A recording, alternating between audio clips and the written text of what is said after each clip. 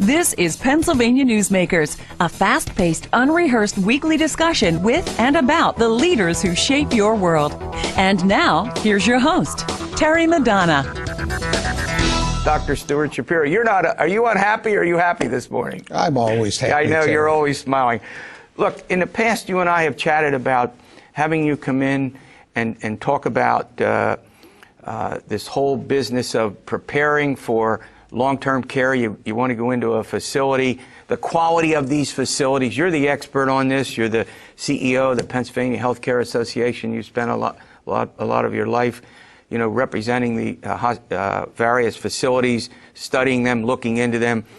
Give the folks a couple of hints. Sure. Let me talk about quality of care in the long-term care facilities around the state.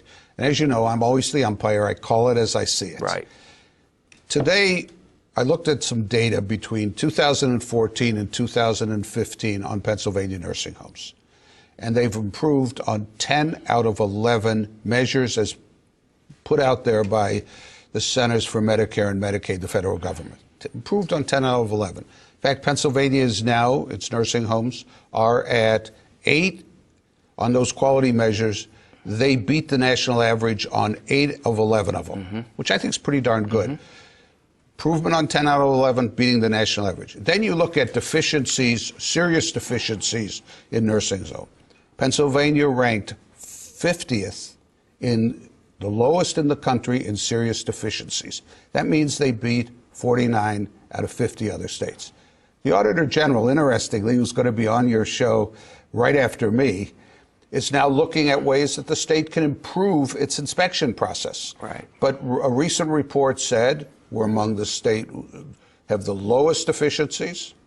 You've seen penalties against nursing homes go way down, bans on admissions because quality wasn't so good, way down, virtually zero. So the system is improving. Secretary Murphy, who runs the Department of Health, is very tough on what she does. And we support that toughness because as somebody who advocates to make sure that quality is maintained in the nursing homes, we want to make sure that this continues and that there's always continual improvement. Well, one of the questions we have is, in this preparation, almost every day someone will come up to me, maybe it's because of my age, and they'll say, my mother or my grandmother or somebody, we're looking at nursing homes, we're trying to figure out what to do. This is not easy. This is not easy. And what people need to do is they ought to stay home as long as they can. But when they need care, they need to have care in a quality facility. They can look at the CMS review. What's that? Help us out, CMS. The federal government, Okay. Center for Medicare and Medicaid. Okay. They can go to PA for Quality Care, which is a website that talks about quality care and will help them find a facility. But there is nothing better than if you need to be in a nursing home. And right now, 81,000 Pennsylvanians are in a nursing home on any given day. Repeat that again. 81,000 people are in Pennsylvania nursing homes.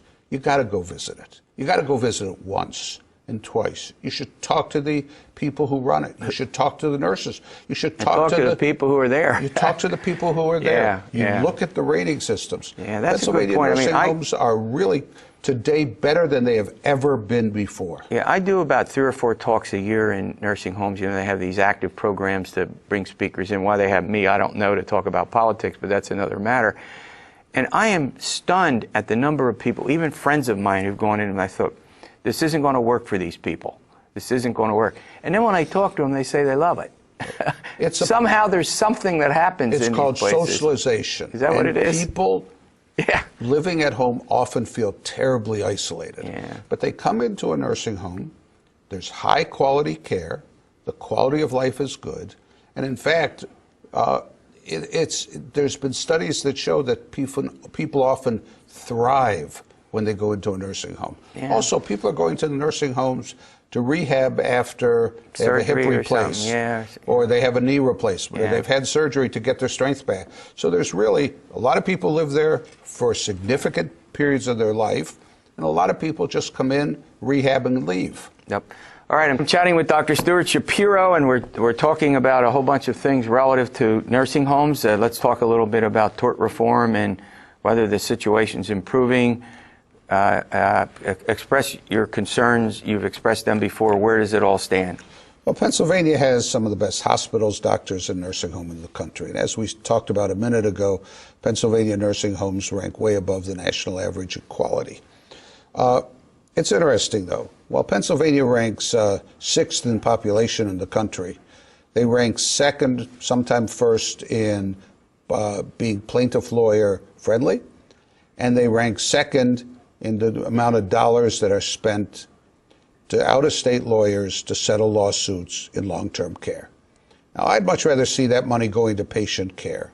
And last year, $90 million of the state's Medicaid budget went to settle lawsuits, most of them frivolous, and to pay trial lawyers.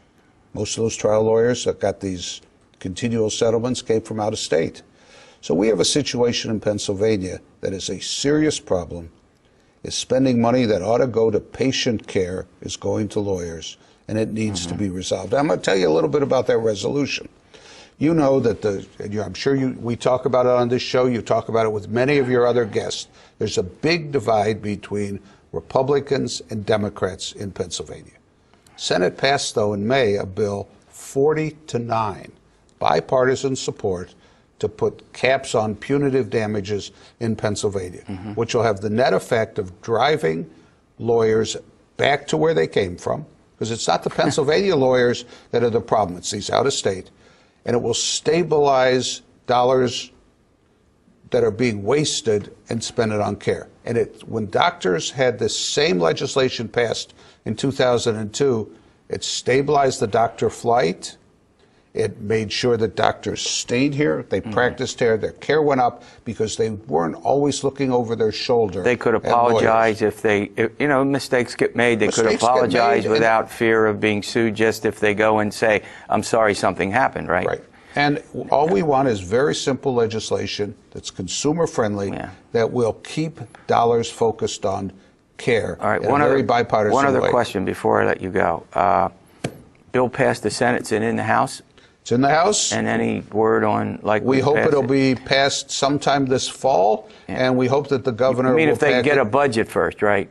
Well, a budget that makes seniors a priority. I understand. I mean, you know me, I care about the seniors. I understand. But we got to pass a budget soon that does that. All right, well, thanks for coming in.